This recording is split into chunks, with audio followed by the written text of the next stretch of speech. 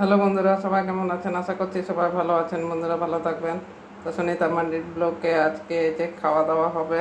দুপুরের মেনু হচ্ছে আজকে এই যে এখানে সজনা ডাঁটা দিয়ে, বড়ি দিয়ে, আলু কুমড়ো দিয়ে, মানে আলু কুমড়ো বড়ি দিয়ে সজনা ডাঁটার তরকারি, একটা লেবু আছে হাফ, আর এখানে ডিমের ঝোল।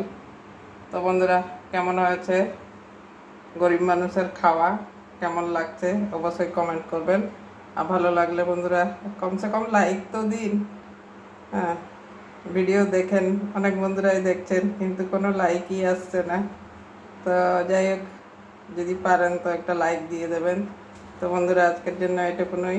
গরমকালে হালকা হালকা খাচ্ছি। তো কেমন হয়েছে অবশ্যই কমেন্ট করবেন। আর এই গরমে বেশি বেশি জল খাবেন। সবাই ভালো থাকবেন, রোদ্দুরে বেরোবেন না। তো আজকের জন্য এটুকুনই।